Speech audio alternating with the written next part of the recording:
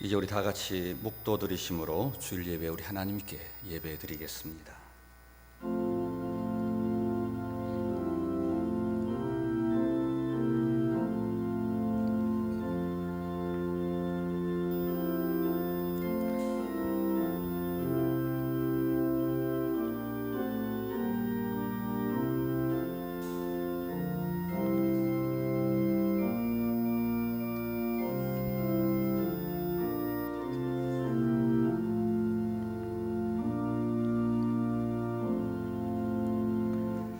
하나님이여, 내 속에 정한 마음을 창조하시고 내 안에 정직한 영을 새롭게 하소서. 나를 주 앞에서 쫓아내지 마시며 주의 성령을 내게서 거두지 마소서. 주의 구원의 즐거움을 내게 회복시켜 주시고 자원하는 심령을 주사 나를 붙드소서. 하나님이여, 나의 구원의 하나님이여, 피 흘린 죄에서 나를 건지소서. 내 혀가 주의 의를 높이 노래하리이다. 살아계시는 우리 아버지 하나님, 은혜를 감사하고 감사합니다. 때를 따라 돕는 은혜를 저들에게 허락하시기 위하여 오늘도 담대히 예수 그리스도의 피공로 의지하여 주의 전전에 올라와 우리 아버지 앞에 예배드리게 하심을 감사합니다. 이때가 예배의 때인 줄 알게 하시고 우리에게 때를 따라 주시는 은혜들을 누리기 위하여 하나님 앞에 예배하고 찬송하고 기도하고 말씀 들을 때에 말씀을 들으면서 우리가 주 앞에 온전히 새로워지는 귀한 시간이 되도록 주의 성령이 역사하여 주시기를 원합니다. 오늘 우리 모두에게 정한 마음을 창조하여 주시고 주의 성령을 내게 기름 부어 주셔서 하나님의 영이 우리에게 가득 차는 귀한 시간이 되도록 주의 성령이 역사하옵소서. 주의 몸된 제단에 하나님의 영광이 가득하게 하시고 오늘 우리 아버지의 영광이 예배 가운데 우리 모두에게 덮여지게 하시고 예수 그리스도의 구속의 피가 우리 속에 스며들게 하셔서 예수 안에 온전해지는, 예수 그리스도 안에서 새로워지는, 예수 그리스도 안에서 강해지는 귀한 시간이 되도록 주의 성령이 역사하여 주시기를 원합니다. 세상에서 우리를 사로잡던 모든 것들이 다 버려지는 시간이 되게 하시고 세상에 포로되었던 모든 것에서 자유함을 누리는 시간이 되게 하시고 진정한 세상을 다스리는 지혜와 능력이 주어지는 귀한 시간이 되도록 이 예배를 성령이 주장하여 주옵소서. 악한 사탄 마귀는 틈타지 못하게 하시고 예배 순서마다 주의 성령이 이곳에 강림하시기를 원하오며 우리 구주 예수 그리스도의 이름으로 기도드립니다. 아멘. 교동문 25번입니다.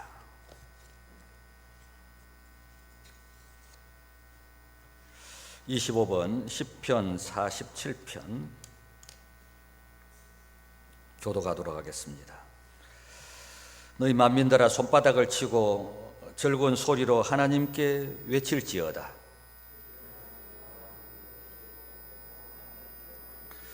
여호와께서 만민을 우리에게, 나라들을 우리 발 아래에 복종하게 하시며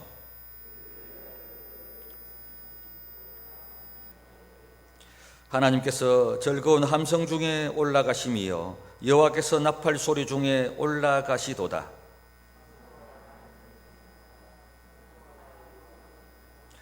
하나님은 온 땅의 왕이심이라. 지혜의 시로 찬송할지어다.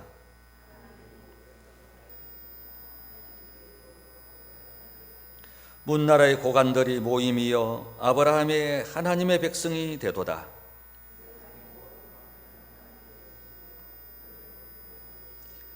아멘. 우리 사도신경으로 신앙 고백합니다.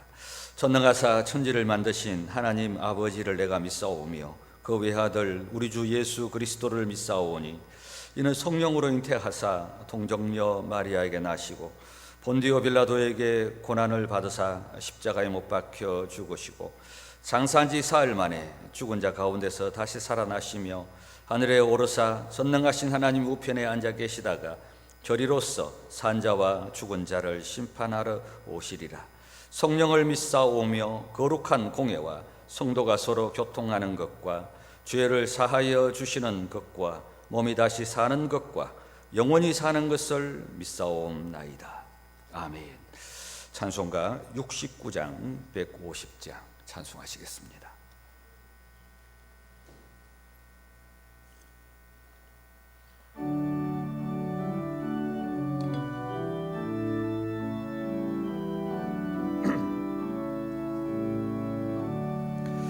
온 천하 만물 우러러 다 주를 찬양하여라.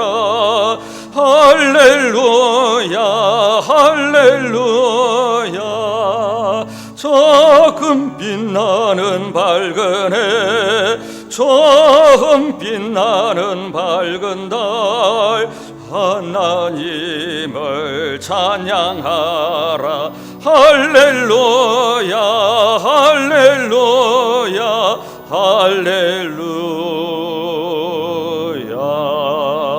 힘차게 부는 바람아, 떠가는 묘한 구름아, 할렐루야 할렐루야.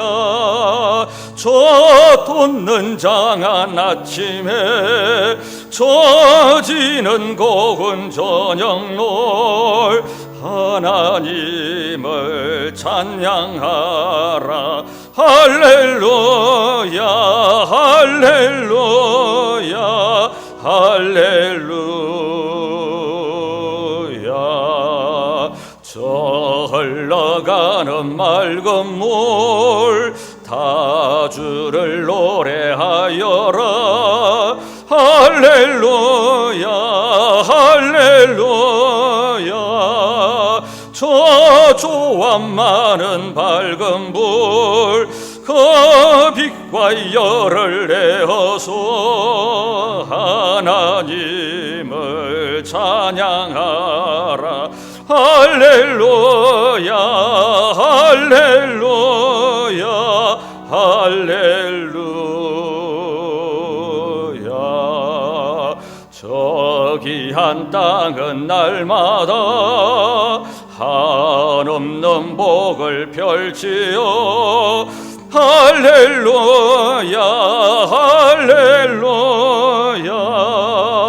땅 위에 꽃과 열매들 주 영광 나타내어서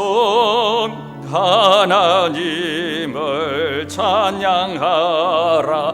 할렐루야 할렐루야 할렐루야. 너 선한 마음 가진 자, 늘 용서하며 살아라. 할렐루야 할렐루야. 큰 고통 슬픔 지닌 자, 내 근심 주께 맡겨라. 하나님을 찬양하라. 할렐루야 할렐루야 할렐루야. 주 은혜 받은 만민아, 다 꿇어 경배하여라. 할렐루야 할렐루야. 성삼위일체 주님께 내 종과 영광 돌려라. 주를 찬양 할렐루야 할렐루야 할렐루야 할렐루야.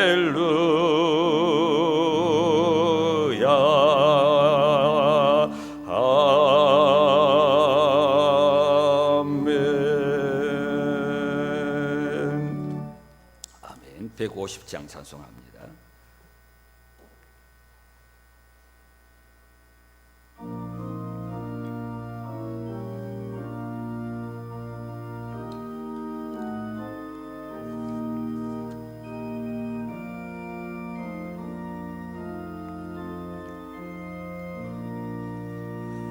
갈보리 산 위에 십자가 섰으니, 주가 고난을 당한 표라. 험한 십자가를 내가 사랑함을 주가 보혈을 흘림이라. 최후 승리를 얻기까지 주의 십자가 사랑하리. 빛난 멸류관 받기까지 험한 십자가 붙들겠네. 멸시천대받은 주의 십자가에 나의 마음이 끌리도다. 귀한 어린 양이 세상 죄를 지고 험한 십자가 지셨도다. 최후 승리를 얻기까지 주의 십자가 사랑하리. 빛난 멸류관 받기까지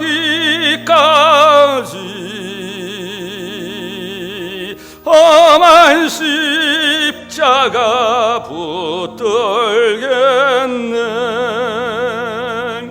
험한 십자가에 주가 흘린 피를 믿는 마음으로 바라보니 나를 용서하고 내 죄 사하시려 주가 흘리신 보혈이라.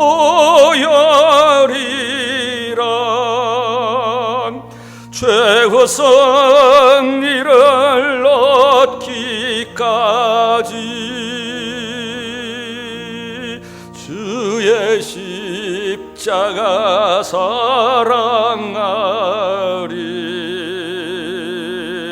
빛난 멸류관 받기까지 험한 십자가 붙들겠네. 주님 예비하신 나의 본향집에 나를 부르실 그날에는 영광 중에 계신 우리 주와 함께 내가 죽도록 충성하리. 최후 승리를 얻기까지 주의 십자가 사랑하리. 빛난 멸류관 받기까지 험한 십자가 붙들겠네.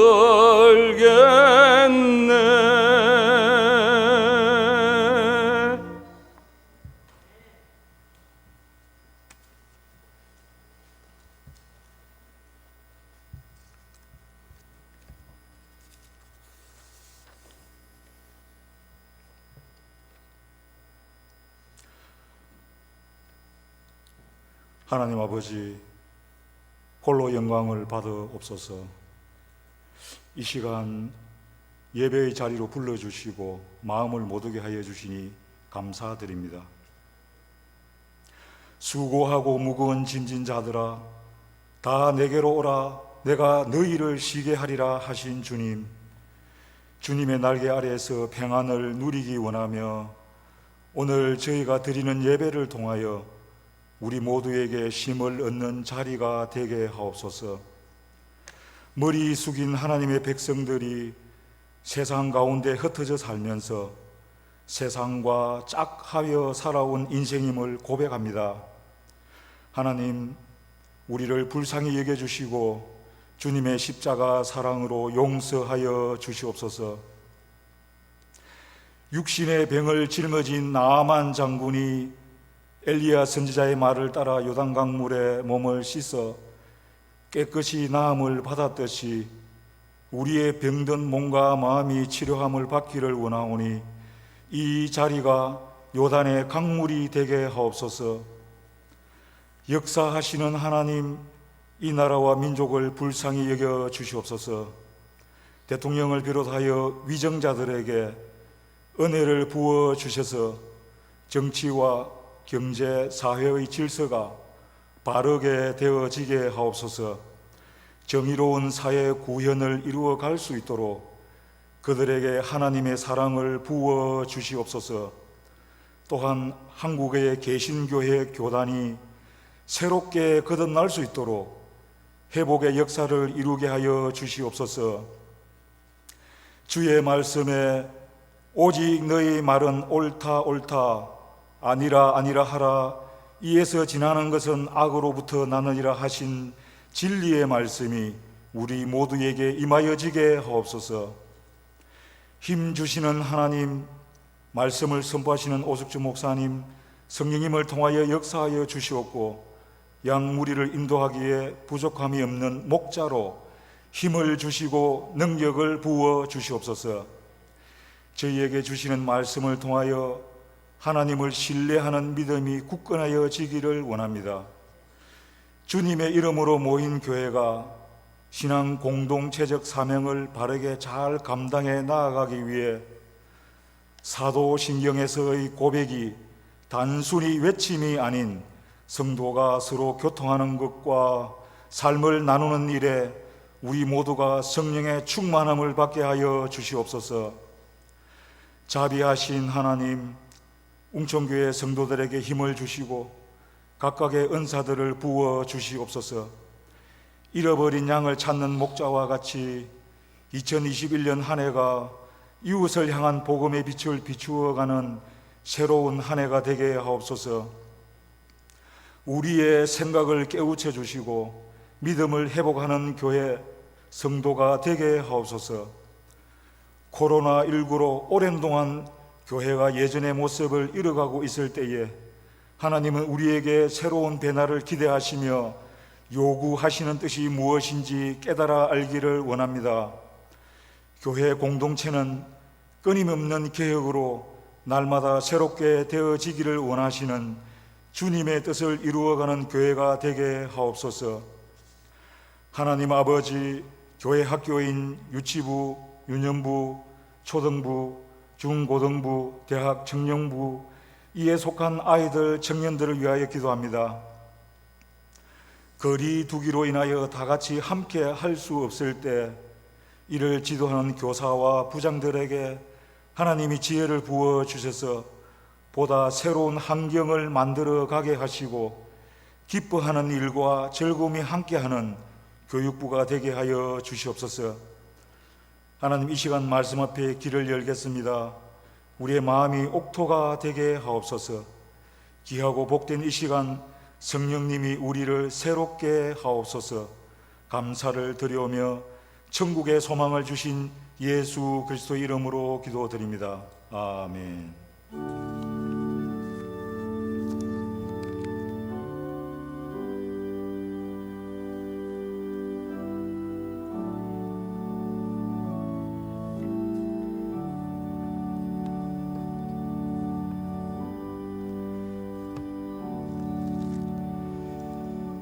하나님 말씀 사무엘상 29장 보시겠습니다. 구약성경 458페이지 정도 되겠습니다.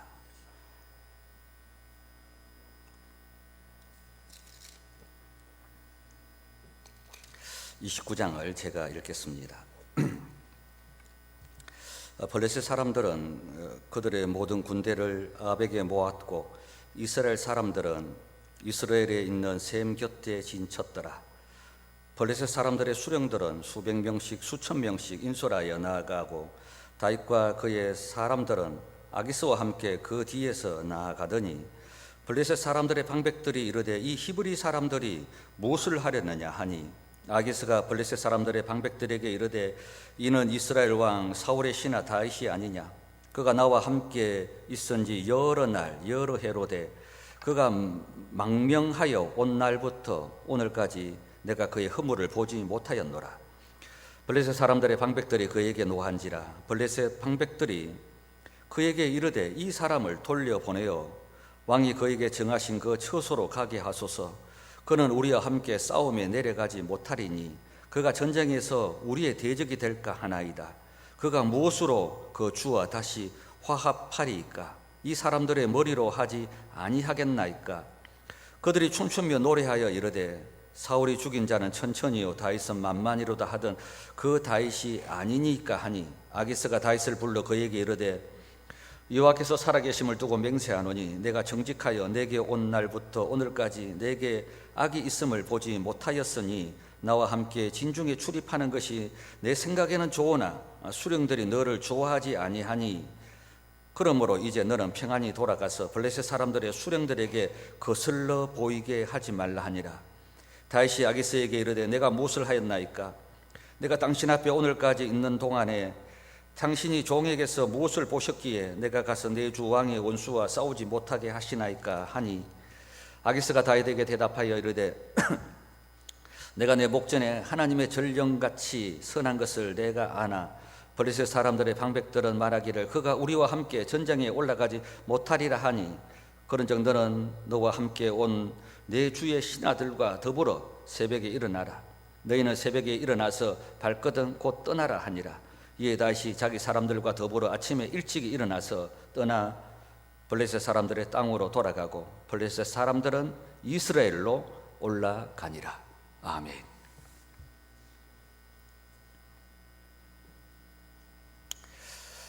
일상이 강한 영적 습관을 만들자, 이런 제목으로 말씀을 좀 드리도록 하겠습니다.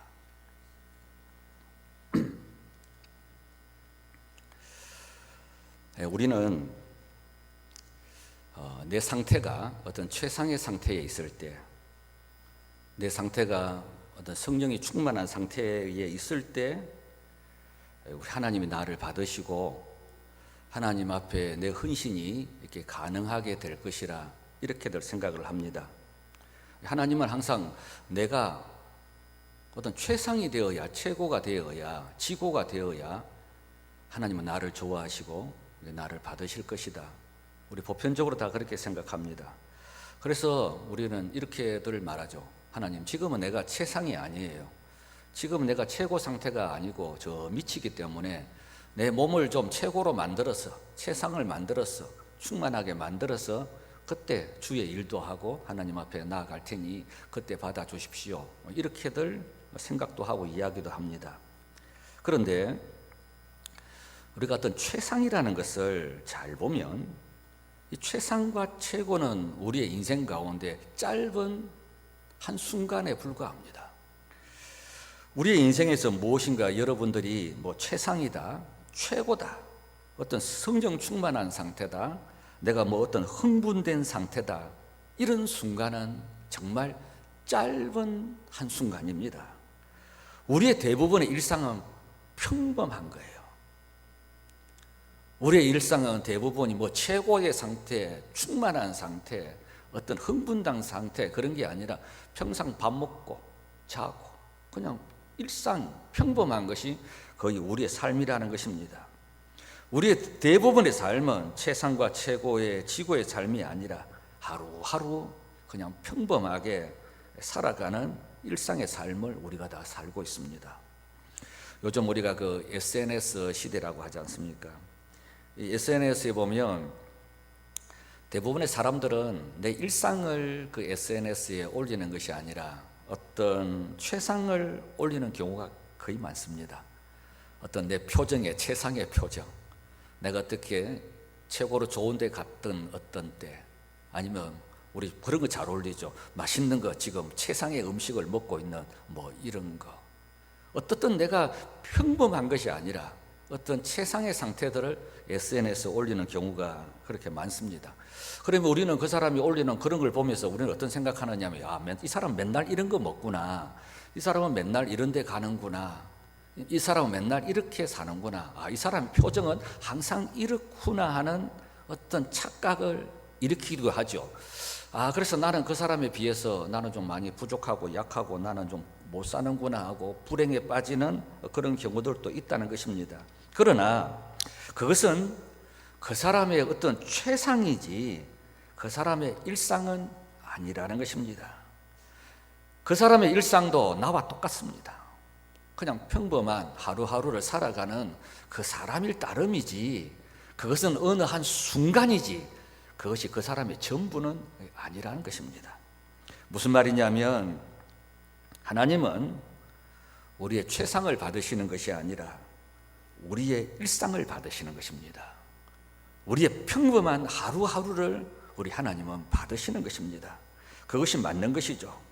우리가 무슨 흥분된 상태에서 뭐 성령이 충만한 어떠한 순간에 우리가 하나님 앞에 쓰임 받는 것이 아니라 그냥 일상의 평범한 하루하루의 삶 속에서 우리가 하나님 앞에 쓰임을 받는 것입니다.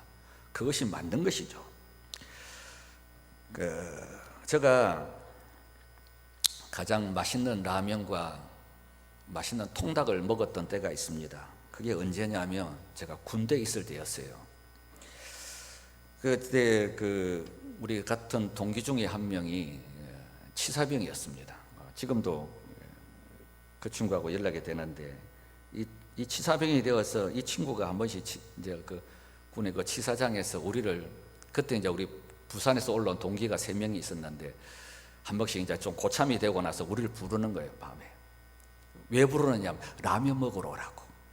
그러면 이 친구가 그 군대 라면에다가 말이야 파 송송 썰어 엮고 계란 하나 탁 터뜨려 가지고 그 먹는 그 라면만 정말 맛있습니다. 그러다가 제가 통닭을 옛날에는, 요즘은 치킨이라고 이렇게 말하는데 우리 옛날에는 한 30년 전에 다 통닭이라고 이렇게 말했죠. 근데 통닭을 제일 맛있는 먹었던 때가, 우리 남자들 뭐 군에 갔다 오신 분들 다 기억나겠습니다만, 군에 이제 토요일 날 외박 갔다가 주일 날 다 저녁에 다 귀가하지 않습니까? 그때 저희들은 분명히 외박자는 통닭을 한 마리 사와야 했었습니다. 그래서 이제 그 통닭을 먹는데 뭐 얼마나 먹겠습니까? 뭐 한 조각, 2조각 정도 이 먹는 그 통닭 맛은 정말 기가 막히죠. 우리 여자들은 잘 몰라요, 그런 맛을. 남자들은 좀 기억하지만은. 그런데 군에서 뭔가 배고프고 부족할 때 먹는 그 라면 맛, 그 통닭 맛, 이건 진짜 라면 맛이 아니에요. 진짜 통닭 맛이 아니죠. 진짜 라면 맛과 진짜 치킨 맛은 지금 먹는 맛이 진짜 통닭 맛이고 라면 맛이지, 군에서 배고플 때, 특별할 때 먹는 라면과 치킨 맛은 진짜 맛이 아니라는 것입니다. 우리가 평상시에 먹는 그 라면이 진짜 라면이고 평상시에 먹는 그 통닭이 진짜 통닭이죠. 우리 인생도 그렇습니다. 어떤 사람은 행복이라는 것을 무언가 최상의 상태에서 행복을 찾는 사람이 있습니다. 항상 행복이라는 게 뭐 내가 무슨 어떤 최고의 상태에 있을 때, 뭐 최고의 선물을 받았을 때, 최고로 맛있는 걸 먹었을 때, 어떤 최고의 어떤 여행지에 갔을 때, 그것을 항상 행복이라고 생각하는 사람은 평생 행복이 없습니다. 왜? 행복이라는 것은 평범한 일상의 행복이 있는 것이죠. 그게 진짜 행복이지 않습니까? 뭔가 특별한 일이 나에게 있어야만이 행복이라고 생각하는 사람은 그건 일생에서 행복을 누릴 수 없는 것입니다. 그냥 하루하루 먹고 자고 하루하루 살아가는 것, 평범한 일상의 행복이, 그게 진정 우리에게 주어지는 행복이라는 것입니다. 세상의 어느 날 어느 한때 어느 한순간만을 기다리는 사람은 평생 행복할 수 없는 것과 마찬가지입니다. 우리 하나님께서 우리의 평범한 일상을 이렇게 받으십니다. 모세가 40세에 최상이었습니다. 아주 흥분된 상태였죠. 왕자로서 가슴이 뜨거워서 애굽 사람을 쳐 죽이고 하나님을 위하여, 민족을 위하여 무엇인가 하려고 했었습니다. 그런데 하나님이 이 모세의 그 마음을 안 받으신 것이죠. 왜냐하면 모세는 그때 최상의 상태였고 흥분된 상태였던 것입니다. 모세는 그 순간은 최상이고 흥분된 상태였지만 그것을 한평생 지속해 나갈 수는 없었던 것이죠. 그래서 하나님께서 모세를 광야로 쫓겨가게 하셔서 미디안에서 40년을 훈련받게 하십니다. 모세는 그곳에서 그냥 하나님께 예배하고 찬송하고 평범한 일상의 삶을 살았습니다. 그가 평범한 일상의 삶을 살 그때에 하나님 그를 부르시는 거예요. 그를 불러서 사용하시는 거죠. 모세가 최상의 상태에서 하나님 그를 부르신 것이 아니라 그냥 하루하루 평범하게 먹고 살아가는 그 일상 가운데서 하나님이 그를 부르셔서, 그를 세우셔서 하나님이 그를 이렇게 사용하셨던 것입니다. 히브리서 4장 16절에 보면 그러므로 우리는 긍휼하심을 받고 때를 따라 돕는 은혜를 얻기 위하여 은혜의 보좌 앞에 담대히 나아갈 것이라. 우리의 인생이 그렇습니다. 때를 따라 돕는 은혜. 우리에게는 14가지 긍정적인 때도 있고 14가지 부정적인 때도 있지만 하나님께서는 그 때를 따라 돕는 은혜가 있다는 것이죠. 무슨 특별 부흥회 해야, 특별 기도회 해야, 뭐 더 특별한 행사를 해야 하나님이 나에게 주시는 은혜가 아니라 때를 따라 돕는 은혜라는 것입니다. 일상의 은혜라는 것입니다. 내가 좋을 때도 주시는 은혜가 있고 안 좋을 때도 주시는 은혜가 있고 내가 성공했을 때 주시는 은혜도 있고 실패했을 때 주시는 은혜도 있다는 것이죠. 평범한 일상의 하루하루, 이게 중요하다는 것입니다. 하나님 우리가 야 너희들 특별 부흥회 해야 내가 너희들의 은혜 줄 거야. 내가 너희들이 특별한 헌금을 해야 은혜를 줄 거야. 특별한 헌신을 해야 은혜를 줄 거야. 특별히 작정하고 기도해야 내가 너희들에게 은혜를 줄 거야. 그게 아니라 평범한 일상에서 때를 따라 돕는 은혜를 나는 너희들에게 주기를 원한다. 일상에 강한 자가 되어야 된다. 평범에 강한 자가 되어야 된다. 어떤 특별한 때에 강한 자가 아니라 하루하루를 살아가는 일상에 강한 자가 되어야 된다. 주님 우리에게 그렇게 말씀하십니다. 다윗의 강점이 무엇입니까? 다윗은 최상의 상태에서 하나님을 섬긴 것이 아니라 그냥 매일매일 일상에서 하나님을 잘 섬긴 사람이 다윗이었습니다. 다윗은 일상이 하나님 앞에 예배 드리는 예배자였고 일상이 항상 하나님을 생각하는 사람이었고 항상 일상이 하나님 앞에 기도하는 사람이었고 일상이 하나님의 뜻을 알고자 하고 하나님과 동행하는 사람이 다윗이었습니다. 시편의 무수한 다윗의 시들을 보면 다윗은 최고의 때도 시를 지었고 최악의 상태에도 시가 있었고 항상 그의 삶에는 일상이 하루하루의 삶이 하나님 앞에 예배고 기도고 찬송이고 어떤 감격이었죠. 무슨 최상의 상태, 최고의 상태가 되었을 때, 성령에 충만한 상태가 되었을 때 다윗은 하나님 앞에 헌신자로 살아간 것이 아니라 그냥 일상이 예배자로 살았고 일상이 기도하는 사람으로 살았고 일상이 하나님을 생각하는 사람으로 살았고 항상 일상이 하나님의 뜻이 무엇인지 어떻게 하면 하나님을 기쁘시게 하는지 항상 일상이 평범한 일상의 삶이 다윗의 삶이었습니다. 다윗의 그의 일상의 삶이 어떠했다는 것을 우리가 알 수 있는 한 가지에는 다윗의 여러 상황들 가운데 볼 수 있겠습니다. 한 가지만 생각해 보면 16장에 보면 사무엘이 이새의 집에 가서 다윗에게 기름 부을 자를 찾는 이렇게 내용이 나옵니다.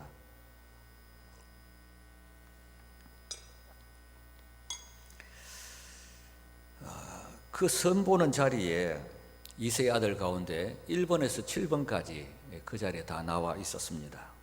그런데 8번 다윗은 참석하지 아니하고 이렇게 들판에서 양을 치고 있었습니다. 다윗의 입장에서 말이죠. 굉장히 기분 좀 나쁘지 않겠어요? 종들도 있는데 어떻게 제일 막내 나를 가지고 이렇게 들에서 양을 돌보라고 하느냐. 굉장히 자존심도 상하고 기분도 나쁘고 마음이 상했을 것 같습니다. 막 짜증도 나지 않았겠어요? 아버지 이새가 다윗을 어떻게 무시한 정도가 아니라 어떻게 보면 아들 취급도 하지 않았던 것 같습니다. 시편 27편 10절에 보면 이런 말씀이 있죠. 내 부모는 나를 버렸으나 여호와는 나를 영접하시리이다. 아마 아들 취급하지 않았던 이런 부분이 많이 있었던 것 같습니다. 이런 입장에서 보면 다윗은 굉장히 기분 나쁘고 어떻게 디프레션, 다운도 되고요, 짜증도 나고 얼굴도 어둡고 이래야 되는 게 정상이잖아요. 그런데 이 다윗이 사무엘에게 이제 불려가죠. 이제 다 이게 다냐 할 때 아니라 막내 한 명이 남아 있다. 데리고 오너라.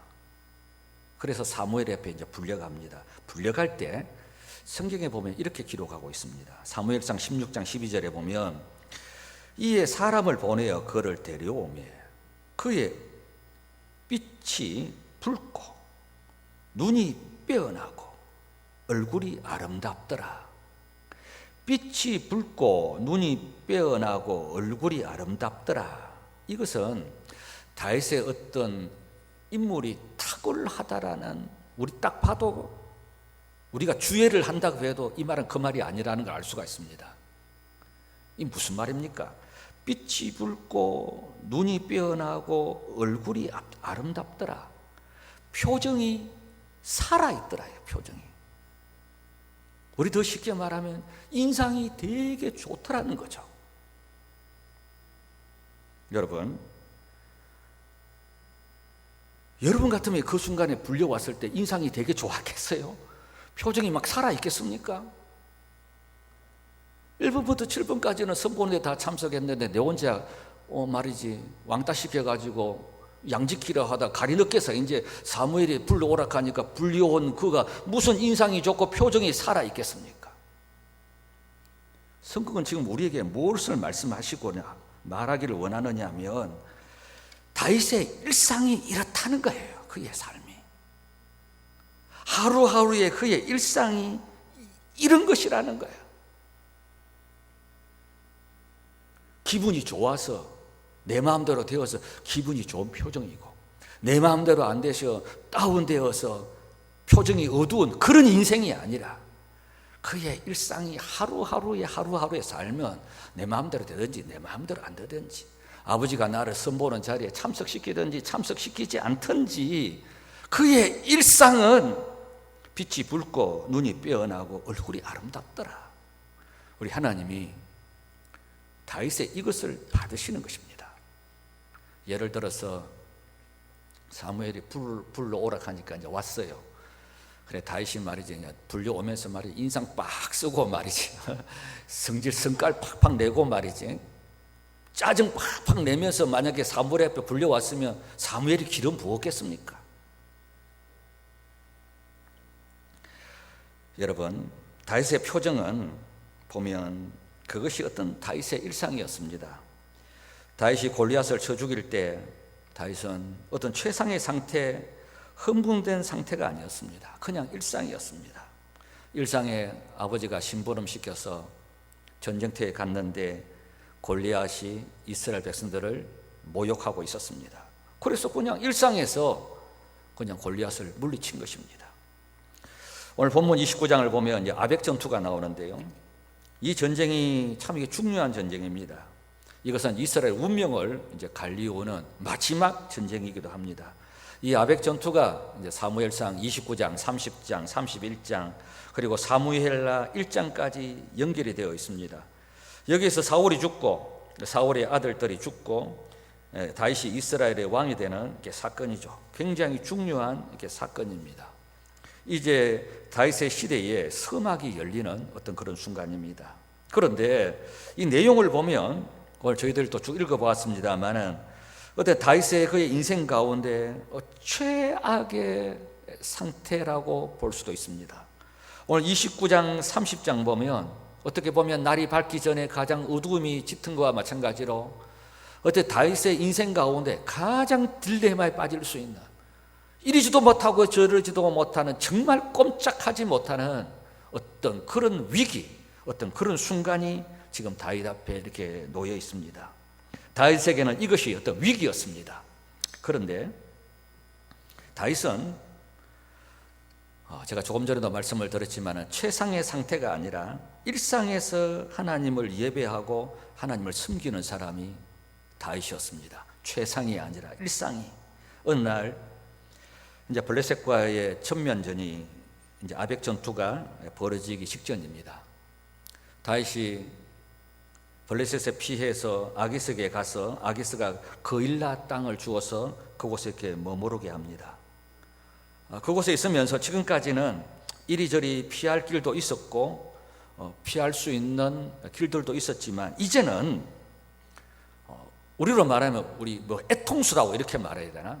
이제는 꼼짝하지 못한 그런 상황이 되었습니다. 이스라엘과 전면전에서 그동안 아기스의 밑에서 지내면서 이제 신임을 받던 그가 이 마지막 전투에 참여해야 합니다. 우리가 주일 오후에 살펴보았습니다만, 지금까지 내가 이스라엘 땅을 내가 침노했노라, 빼앗아 왔노라, 이렇게 아기스에게 수차례 이런 말을 했기 때문에 이제는 전쟁터에 나가서 어떻게 보면 이스라엘과 싸워야 하는 이런 순간이에요. 전쟁에 나가면 이스라엘의 대적이 되고, 그렇게 되면 당연하게 이스라엘 왕이 될 수가 없고, 하나님의 부르심의 대적이 되고, 하나님의 기름 부으심을 받았지만은 이제 이스라엘 왕이 될 수가 없는 것이죠.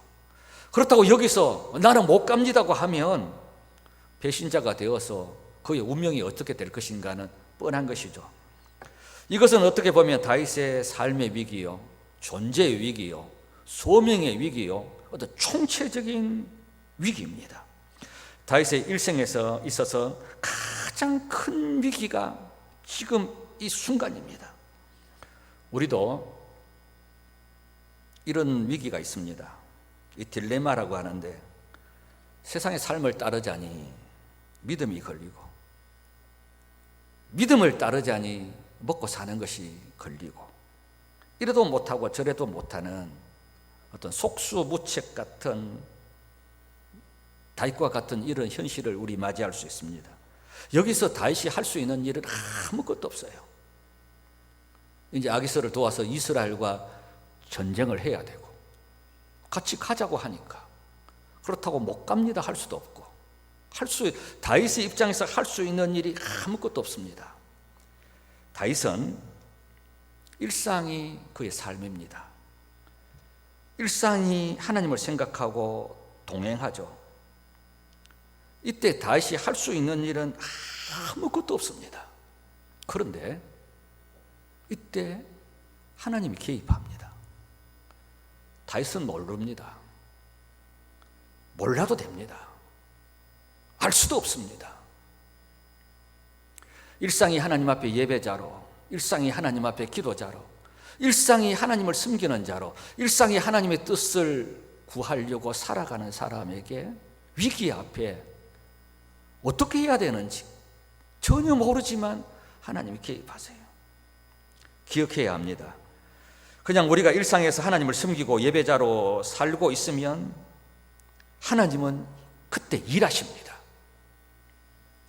일상이 하나님 앞에 예배자로 살아가고 일상이 하나님을 섬기는 자로 살아가면 평범한 일상 가운데 인생의 위기 앞에 하나님이 일하기 시작하신다는 것입니다. 이때에 블레셋 장군들이 다윗을 미워하고 시기하고 의심하게 만듭니다. 우리가 이런 일을 당하면 이렇게 생각하죠.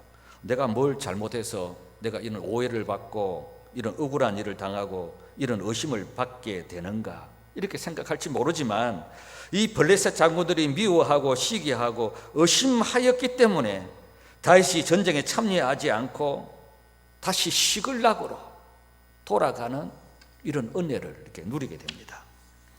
블레셋 장군들이 미워하고 시기하고 의심한 것이 합력하여서 선을 이룬 것입니다. 다윗은 이렇게 피할 길이 열려지게 된 것입니다.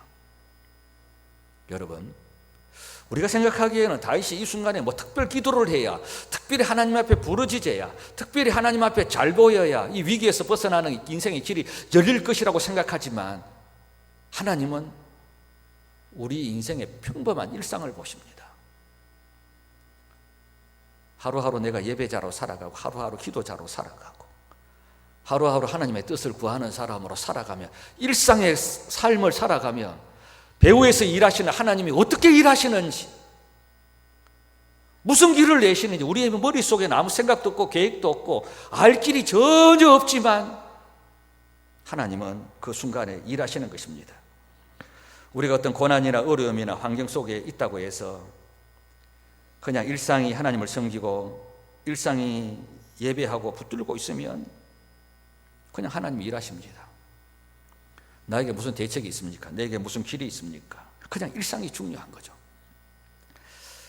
저는 그 대학교 졸업하고 제가 목회의 길을 걸어가기 전에 9년 동안 이렇게 직장 생활을 했었습니다. 9년 동안 저는 이게 무역부에서 이렇게 일을 하다 보니까 참 우리 그 믿음의 사람이 하지 말아야 할, 가지 말아야 할 어떤 딜레마에 빠지는 경우가 굉장히 이렇게 많았습니다. 굉장히 접대하는 일도 많고요, 손님 맞이하는 일도 많고요, 손님 맞이해서 가야 할 어떤 그런 곳들도 참 많았습니다. 그런데 저는 한 번도 9년의 직장 생활을 하면서 예수 믿는 것 때문에 내가 공경에 처한 적은 한 번도 없어요. 내가 예수 믿는 일 때문에 어떤 직장 생활이나 사회 생활에 어려움을 당하거나 공경에 처하거나 밑비거나 오히려 눈에 가시 같은 존재가 된 적은 한 번도 없어요. 왠 줄 아십니까? 그 모든 순간에 하나님이 다 개입하세요. 하나님이 개입하셔서 다 피할 길을 다 열어주시는 거예요. 사람들이 나는 말 안 하는데 자기들이 말해서 나 술도 못 먹게 하고, 어디 가지 말아야 할 곳에는 자기들이 말해서 내보고 오지 말라고 하라고, 빨리 집에 가라 그러고. 저는 한 번도 예수 믿는 것 때문에 직장 생활에 어려운 적 당한 적 없습니다. 그렇다고 내가 하나님 앞에, 하나님 내가 직장에서 어려운 일 당하지 않도록 뭐 특별 기도하고 그렇게 하지 않았습니다. 그냥 일상이죠. 일상.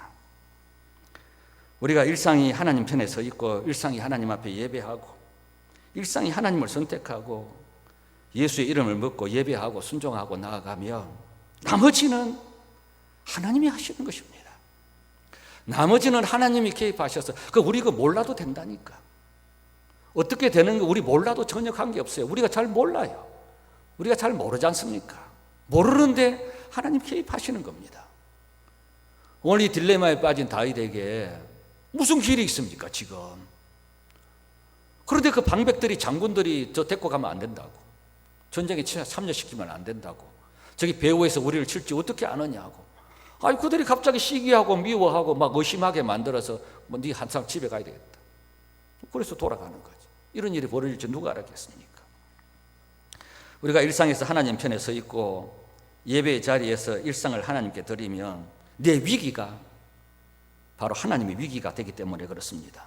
다윗의 위기가 하나님의 위기고, 하나님이 가만히 계시겠습니까? 그래서 하나님이 일하시는 것이죠. 그래서 승리하는 것입니다. 우리는 이 하나님의 뜻과 내 삶이 다르게 서 있습니다. 이 프레임을 짜는데 이렇게 짜야 되는 거지. 내 위기가 하나님의 위기같이 짜야 되는 거죠. 내 어려움이 하나님의 위기고, 내가 망하는 것이 하나님이 망하는 것이고, 내가 공경에 처하는 것이 하나님의 공경에 처하는 같이 우리의 어떤 프레임, 문틀을 그렇게 짜야 내가 망하는 것이 하나님의 승리고, 내가 실패하는 것이 하나님의 승리고, 내가 안 되는 것이 하나님의 승리고, 이렇게 프레임을 짜면은 망하는 거죠. 그러나 내 일상이 하나님 앞에 예배자로, 일상이 하나님 앞에 기도하는 자로, 일상이 그냥 하나님 섬기는 자로 이렇게 살아간다면 내 망하는 것이 하나님 망하는 것이고, 내가 실패하는 것이 하나님이 실패하는 것이고, 내가 어려움 당하는 것이 하나님이 어려움 당하는 것이기 때문에 하나님께서 개입하신다는 것입니다. 그래서 우리의 인생이라는 것은 특별한 것이 중요한 것이 아니라 내 하루하루의 일상이 중요한 것이죠. 다윗은 그의 인생을 이렇게 사무엘상을 쭉 보면 특별한 게 없습니다. 항상 일상이 하나님 앞에 예배하고, 일상이 하나님 앞에 기도하고, 일상이 하나님의 뜻을 찾는 그런 인생들을 살다 보니까 하나님께서 매 순간마다 이렇게 개입하시는 것입니다. 우리는 항상 어떤 특별한 것을 추구하죠. 특별한 경우, 특별한 때, 특별 새벽 기도에, 특별 헌금, 어떤 특별. 그러나 우리에게 가장 중요한 것이 무엇인가? 평범한 하루하루입니다. 여러분, 자녀들이 어버이날만 여러분에게 잘하기를 원하십니까? 어버이날 한 날만 너희들 내게 찾아와서 내 용돈을 달라, 여러분 그걸 원하십니까? 아니면 매일매일 일상을 원합니까? 물론 특별한 날도 중요하지만 우리에게 중요한 것은 하루의 일상입니다. 위기가 오면, 내게 안 좋은 일이 일어나면, 내 생각과 반대되는 일이 일어나면 우리의 평범한 일상의 영성이 무엇인지 우리가 알 수가 있습니다. 일상이라는 것은 기복이 없는 것이죠. 그냥 이래도 저래도, 비가 와도 바람이 불어도, 좋은 일이 있어도 나쁜 일이 있어도, 내 마음대로 되는 일이 있어도 내 마음대로 안 되는 일이 있어도 그냥 일상이 예배자로 살아가는 것입니다. 일상이 기도하는 자로 살아가는 것입니다. 일상이 항상 하나님을 생각하는 자로 살아가는 것입니다. 일상이 하나님이 나에게 중요하다고 생각하고 살아가는 것입니다. 그러면 하나님이 우리의 삶에 나도 모르게 개입하시는 겁니다.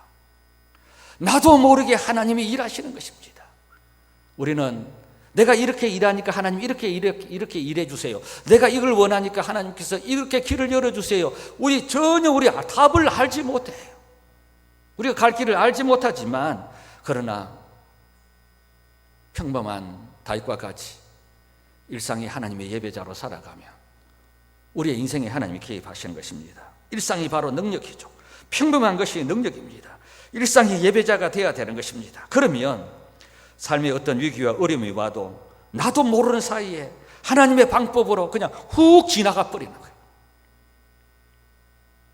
일상이 예배자가 되면 내 인생에 위기가 와도 그 위기가 나도 모르는 사이에 하나님의 방법으로 훅 지나가 버려요.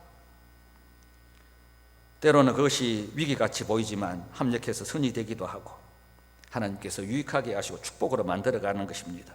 우리의 인생의 프레임을 그렇게 짜야 합니다. 우리는 잘 모릅니다. 아무것도 모릅니다. 그러나 우리의 일상이 하나님이면 하나님이 풀어가시는 것입니다. 이게 신앙이고 이게 믿음입니다. 특별한 것도 좋지만 하루하루에 우리 남은 여정들이 일상이 예배자로 살아가고, 일상이 기도자로 살아가고, 일상이 하나님 생각하는 사람으로 살아가고, 일상이 내 인생 가운데 하나님이 중요하다고 살아가십시오. 그러면 내 모든 삶에 나도 모르게 하나님이 개입하십니다. 나도 모르게 하나님이 일하신다는 거예요. 왜? 내가 망하면 안 되니까, 내가 실패하면 안 되니까, 내가 잘못되면 안 되니까, 내가 잘못되고 실패하고 망하면 하나님이 손해보니까. 그래서 항상 하나님이 내 인생에 개입하시는 것입니다. 우리의 모든 삶의 인생들이 일상이 강한 영적 습관자로 다 살아가시는 우리 일부 예배 나오신 우리 모든 성도들 다 되시기를 주님의 이름으로 축복합니다. 기도하시겠습니다. 우리 아버지 하나님, 은혜를 감사합니다. 부족한 저들 평범한 하루하루가 일상의 나의 삶이 하나님 앞에 예배하는 자로 살고, 기도하는 자로 살고, 하나님을 숨기는 자로 살고, 내 인생에 하나님이 중요한 자로 살아가도록 하나님 은혜를 다하여 주시기를 원합니다. 다시 평범한 일상이 이런 예배자로 살아갈 때에 하나님이 그의 전 인생에 개입하셔서 나도 모르는 사이에, 나도 모르는 그 길 앞에 하나님이 길을 여시고 하나님이 도우시고 하나님께서 피할 길들을 열어셔서 인생의 어려움들을 훅 지나가게 만드신 하나님, 우리도 그 하나님 붙들고 살아갈 수 있는 우리 모두가 다 되도록 성령님 역사하시기를 원합니다. 어떤 특별한 한때에, 특별한 어떤 시간에, 특별한 어떤 사건에, 특별한 헌신이 우리에게 중요한 것이 아니라 내 인생의 하루하루의 삶이, 일상이, 평범한 하루하루가 하나님 앞에 예배자로, 기도자로, 섬기는 자로 우리 살아갈 수 있는 우리 일상에 강한 성도들이 다 되도록 주의 성령이 역사하옵소서. 예수님의 이름으로 기도드립니다. 아멘. 찬송가 540장 우리 찬송 부르시면서 한번 드리겠습니다.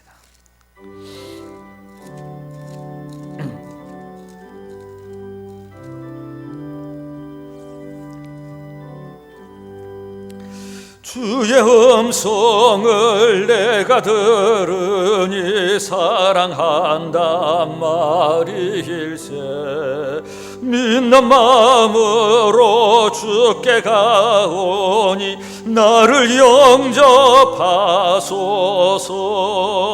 내가 매일 십자가 앞에 더 가까이 가오니 그곳에 주의 흘린 보배 피로써 나를 정케 하소서. 주여 넓으신 은혜 베푸사 나를 받아주시고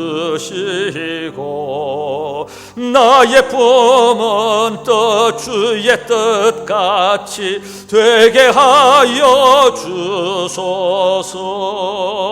내가 매일 십자가 앞에 더 가까이 가오니 그곳에 주의 흘린 보배 피로써 나를 정케 하소서. 주의 보좌로 나아갈 때에 어찌하니 기쁠까. 주의 얼굴을 항상 배우니 더욱 친근합니다. 내가 매일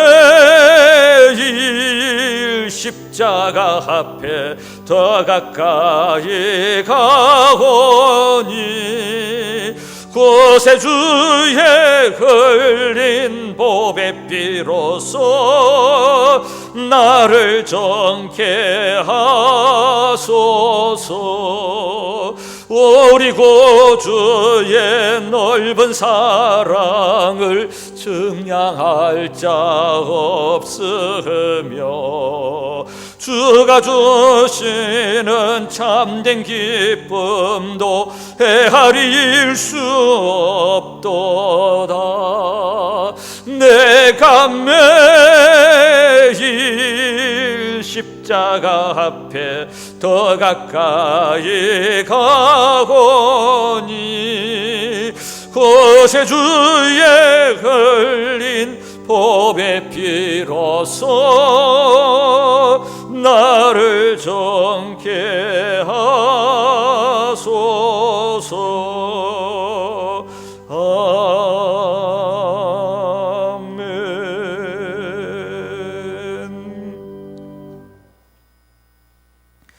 그 온라인으로 헌금을 하시는 분들은 그 헌금 봉투를 그 헌금함에 꼭 이렇게 꼽아 달라고. 이제 안 그러면 도장이 찍혔다 안 찍혔다 하니까 마땅 도장 찍히는 게 별 관계 없는 사람은 관계 없습니다. 근데 또 도장 찍는 걸 꼭 확인하시는 분들도 이렇게 계시니까 그런 분들은 헌금함에 꽂혀 있지 아니하면 재정부에서 이렇게 찍어 드릴 수가 없습니다. 그래서 나는 도장을 반드시 찍어야 된다 하시는 분들은 헌금함에 반드시 이렇게 헌금 봉투를 이렇게 넣어 주시기를 이렇게 부탁을 드리고, 교회학교 이렇게 장학금을 저희들이 우리 6명에게 교회가 이렇게 전달하도록 그렇게 하겠습니다. 또 1년 동안 또 장학 헌금을 해주신 모든 분들에게 이렇게 감사를 드립니다. 내가 매일 십자가 앞에 더 가까이 가는 것과 마찬가지로 매일이 일상이 중요합니다. 우리는 특별한 것을, 특식을 이렇게 원하지만 가장 강함은 매일입니다. 일상이 하나님 앞에 강한 자로, 이런 영적 습관을 가진 자로 우리 다 살아가시길 바랍니다. 기도하시겠습니다. 하나님 아버지, 은혜를 감사합니다. 하루하루 일상을 살아가게 하신 우리 하나님, 내 일상이 하나님 앞에 예배자가 되게 하시고, 일상이 하나님의 기도하는 자가 되게 하시고, 일상이 하나님의 뜻을 구하고 하나님과 동행하는 자가 되게 하시고, 내 일상이 하나님이 중요한 자가 되게 하셔서 인생의 어떤 모든 일들 가운데 하나님이 내 편이시기에 항상 하나님이 개입하시는 은혜들을 경험하면서 우리 모두 다 살아가도록 하나님 역사하옵소서. 지난 한 주간 동안도 일상을 살아가게 하신 하나님, 평범한 하루하루의 삶 가운데 살아가게 하신 것 감사하면서 또 일상의 주정헌금을 주님 앞에 드리고 또 11조도 드리고 감사의 예물도 드리고 성교와 장학과 건축의 예물들도 하나님 앞에 드리게 하시니 감사합니다. 내 인생에 무슨 특별한 일이 있어서, 대단한 일이 있어서, 흥분된 일이 있어서, 최고의 일이 있어서 좋은 것이 아니라 특별한 일이 없이 그냥 하루하루 평범하게 살아가게 하신 거 너무너무 감사하고 감사합니다. 내 하루하루가, 평범한 하루하루가 복인 줄 알게 하시고, 평범한 하루하루가 축복인 줄 알고, 내가 매일 십자가 앞에 가까이 나가며 하나님을 찾고 예배하고 기도하고 이런 자로 다 살아가도록 성령님 역사하옵소서. 내가 예배자로 살아가면 항상 하나님이 나에게 오실 것입니다. 내가 하나님 앞에 기도하는 자로 살아간다면 하나님이 내 위기 가운데 하나님이 먼저 나에게 찾아오실 것입니다. 내 인생이 하나님이 중요하게 여기면서 살아가게 된다면, 내 인생에 어려운 일이 있으면 하나님이 더 빨리 나에게 오셔서 나를 도우시고 나와 함께 하시고 내 인생의 길을 열어가실 것입니다. 그냥 평범한 하루하루의 좋은 영적 습관을 가지고 매일매일 십자가 지고 주의 길을 걸어가는 주의 백성들 다 되도록 주님 축복하옵소서. 이제는 우리 구주 예수 그리스도의 은혜와 우리 하나님 아버지의 무한하신 사랑과 성령의 감동, 감화, 충만 역사 교통 교제하심이 내가 매일 십자가 앞에 가까이 나가며 일상에 강한 자로, 일상에 강한 예배자로, 기도자로 남은 인생을 살아갈 길을 원하며 오늘 주의 전에 올라와 우리 아버지 앞에 예배드린 당신의 사랑하는 백성들 머리 위에 지금부터 영원토록 함께 있을지어다. 아멘.